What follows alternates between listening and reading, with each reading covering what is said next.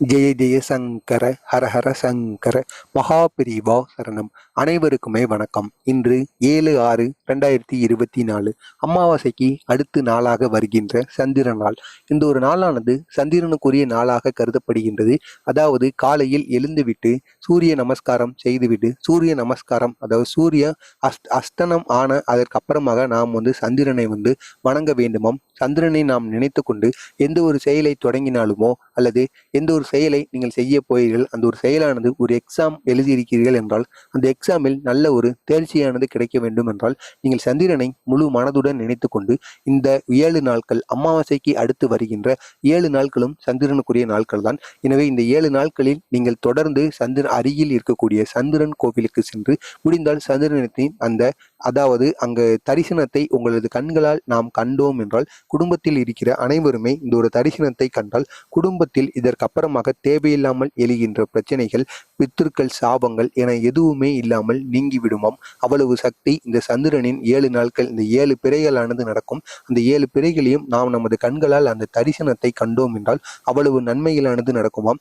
இதை கூறியது யார் என்று பார்த்தோம் என்றால் காஞ்சி மகான் மகாபிரிவா அவரது பக்தரிடம் அமாவாசைக்கு அடுத்து வருகின்ற அந்த 7 பிறைகளில் அந்த தரிசனத்தை நாம் சந்திரனுக்குரிய தரிசனத்தை நாம் கண்களால் கண்டோம் என்றால் நமது குடும்பத்தில் தேவையில்லாமல் எழுகின்ற பிரச்சனைகள் தீரும், மன கவலைகள் தீர்ந்து மன நிம்மதியானது கிடைக்கும், பேர் மகிழ்ச்சிகள் நம்மளுடைய குடும்பத்தில் ஏற்படுமாம். அவ்வளவு சக்தி அந்த ஒரு தரிசனத்துல இருக்கின்றதாம். எனவே அமாவாசைக்கு அடுத்து வருகின்ற அந்த 7 நாட்களும் நாம் சந்திரன் கோவிலுக்கு சென்று இந்த ஒரு தரிசனத்தை கண்டு வாருங்கள். அது மட்டுமல்லாமல் நாம் நமது வீட்டில் இந்த 7 நாட்களும் சந்திரன் புகைப்படத்தை வைத்து இந்த ஒரு மந்திரத்தை நாம் கூறி வந்தோம் என்றால் இதனால் மிக பெரிய அளவில் நமக்கு நன்மைகளானது நடக்குமாம். சந்திர பகவானை முழு மனதுடன் நினைத்து கொண்டு காலையிலோ அல்லது இரவில் தூங்கும் பொழுதோ நீங்கள் சந்திரனின் புகைப்படத்துக்கு முன்பு ஒரு நல்லெண்ணெய் தீபம் ஒன்றை ஏற்றி வைத்துக் கொள்ளுங்கள்.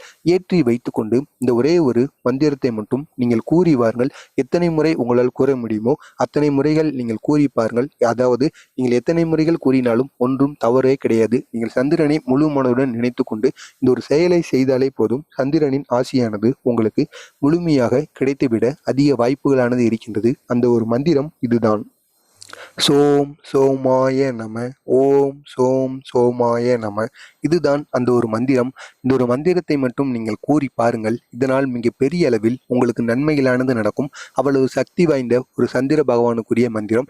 அதனையும் இந்த ஒரு மந்திரத்தை நீங்கள் இந்த சந்திர நாளில் கூறி வந்தீர்கள் என்றால் அதிக அளவில் உங்களுக்கு நன்மைகள் நடக்கும். நீங்கள் கேட்டதும் கிடைக்கும். எனவே தவறாமல் இந்த ஒரு செயலை நீங்களும் செய்யுங்கள். உங்களுக்கு தெரிந்த நண்பர்கள், உறவினர்கள் அனைவரையுமே இந்த ஒரு செயலை செய்து வர சொல்லுங்கள். மறக்காமல் நமது சேனலை சப்ஸ்கிரைப் பண்ணி வைத்து